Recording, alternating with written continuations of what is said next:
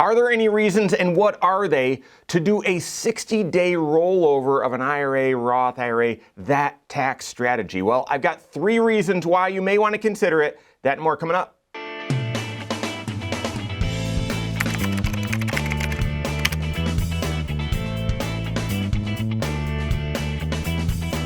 My name is Mike Bernard. I'm the host of the Wise Money Show. I'm also one of the certified financial planners right here at Korhorn Financial Group. Make sure you hit that subscribe button, turn on notifications, and smash that thumbs up button. 60-day rollover or an IRA rollover. These are common terms within the financial world or financial planning world, but honestly, the industry and your financial strategies have sort of moved past them. We still use the term rollover a lot. You'll hear that a lot. Rarely do people actually use it, and really for just a couple of reasons. What are those reasons? Well, let me first tell you why it's very narrowly used, okay? Because of technology now, you're able to transfer funds from one account to another account almost electronically, and many of them, it can be electronic. Whether it's electronic, an actual, wire transfer, or EFT, or it's an electronic transfer of a check where a check is actually being cut, but that money's not going to you, it's actually going from one institution to another. And that eliminates the need for a 60-day rollover in many cases. But the other thing, and I don't have the date right here, but maybe 10 years ago or so, the IRS actually changed some of the rules with how frequently you're even able to do a 60-day rollover. You used to be able to have a lot more choice or freedom when doing 60-day rollovers, but now you're only limited to do one 60-day rollover across all of your IRA accounts every year. And I'm not talking, well, you can do it in December and then again in January. I'm not talking calendar year, 365 days. If you were doing or needed to do, or for a planning strategy, a 60-day rollover, you've got to be very careful to make sure you do it, within those rules, within those parameters, so that you're not going to ultimately, end up doing it at the wrong time or doing too many of them and having the entire transaction, taxable and not actually achieve the rollover status. So with that warning out there, what are the times when you might want to consider a 60-day rollover? Well, the first one is still the old school transferring money from one account to another. And again, you're not going to use this that often because of account transfers now, which are superior in most instances to a 60-day rollover. Superior because they're more efficient, number one, and number two, there's no need to do that 60-day rollover and use up that coupon or that ability to do one for 365 days. So why might you still need to do it? Well, some small 401k. So say you were at an employer, but you weren't there very long, or say you just didn't contribute that much in the 401k, something like that, and then you leave that employer. Well, oftentimes if the account is below $5,000, that employer might say, no, we're not, you don't even have a choice to leave this money here. We're sending you the money. You have to roll this money out. And if it's $5,000, if the balance is $1,000 to $5,000, they might give you a courtesy form and say, you've got to transfer this. Select what your choice is, what you want to do. And of those choices, you could say, yeah, roll it over to an IRA or transfer it to an IRA. See, I'm using that language too. But sometimes if it's below $5,000, and oftentimes if it's below $1,000, they don't give you a choice. They just send you the money. And when they send you the money, it's payable to you. Therefore, you're going to get a tax form on it. And essentially, you've got 60 days to get that money back into a tax sheltered account, whether that's a new 401k or oftentimes an IRA or Roth IRA if it's Roth dollars. Get that money within 60 days back into that same type of account to avoid the tax consequence or keep that money tax sheltered. You would receive a tax form, 1099, saying that $1,000 was dispersed for the 401k, but then you'd have an offsetting tax form called a 5498, sorry for the geeky details, that shows that you made a contribution back in, and then when you file your taxes, you just reconcile that as a 60-day rollover. So occasionally, when that transfer from one account to another isn't an option, you'll still want to use the 60-day rollover.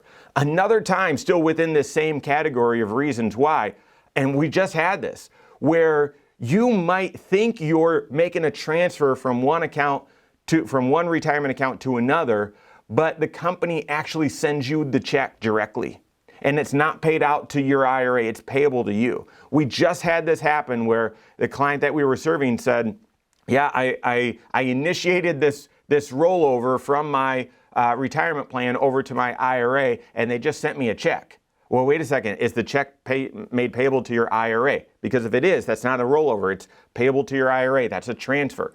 And they said, no, it was paid to me. And that's why we want to do rollovers with our clients, and you're going to want to work with the CPA to make sure, with the CFP, to make sure that you are avoiding any potential issues. But in the instance where you may have mistakenly had the check payable to you, doing that 60-day rollover to get it back into the IRA or Roth IRA is the appropriate action step there. Okay, the second time where you might need to do a 60-day rollover strategy, and I would caution against this as well, although in rare instances we've helped folks with it, and that is where you need a short-term loan. And I don't even want to use those terms, okay? But here's an example. We're in the process of moving, or we'd like to move, and gosh, we found the perfect house.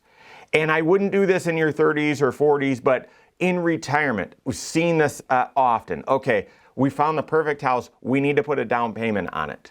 We don't have access to $100,000 of cash, or we never got that line of credit open or whatever. So how can I get $100,000 to buy this house, and then I'll replenish it when we sell our current house? Now, I really dislike that approach, because I've seen it happen where that house didn't sell within 60 days, or they didn't get the funds to replenish their account within 60 days, and all of a sudden created a lot of tax. But in an instance where you say, oh my goodness, I need to get my hands on some cash beyond the limits of what I could get normal financing for, but I've got the cash to replenish it coming to me quickly.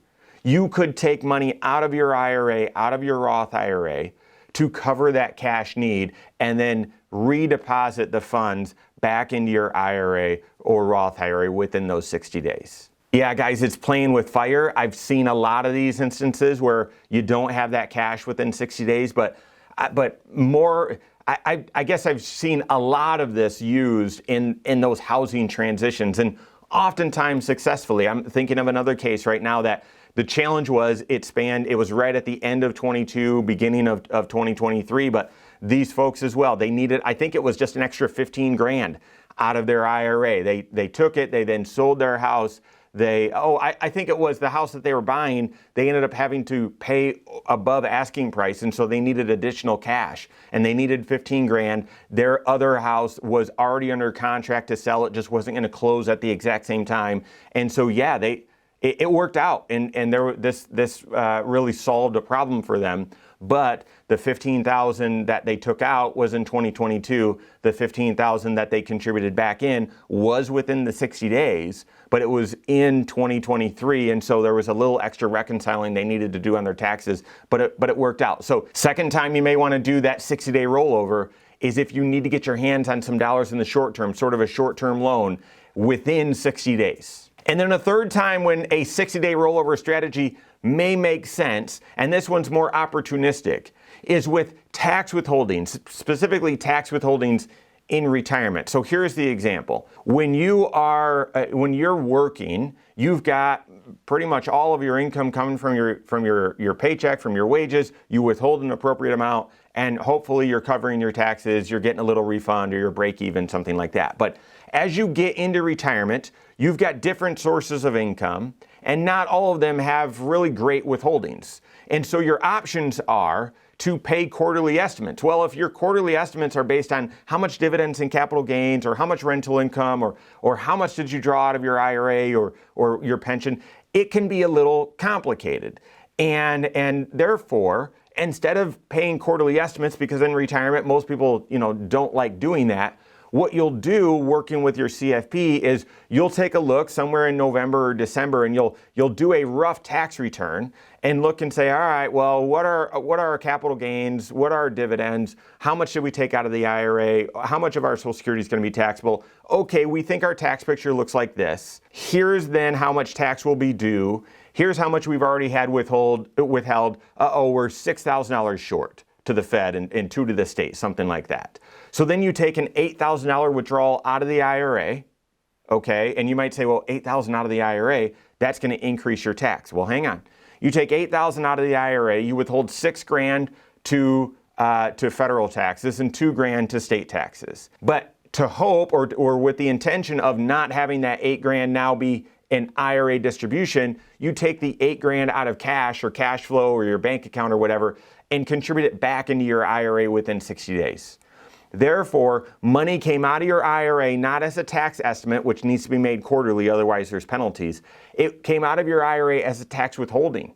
And therefore, if it's withheld, the IRS doesn't care. As long as they get it within the calendar year, you're fine, and it doesn't need to be at a certain schedule. You've paid in the right amount of tax, but you've also used your cash that otherwise you would have had withheld for taxes or paid in estimates, and you put it back into your IRA within 60 days, and therefore the $8,000 that came out, or whatever the number is not a taxable event. It doesn't add taxable income to your return. The trick with this is you've got to make sure that you only do one of these every 365 days. So say you do one of these December 1st, because that's when you're meeting with your CFP, but the next year you're meeting with your CFP in November.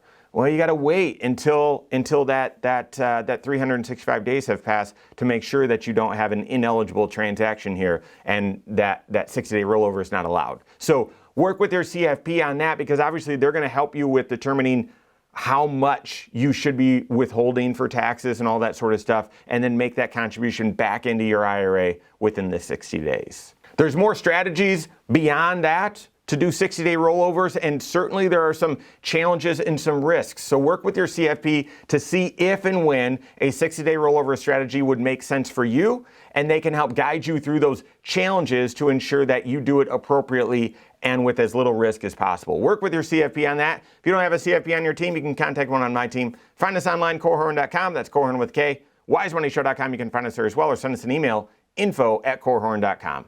There you have it. Go out and take your next wise step in your financial life.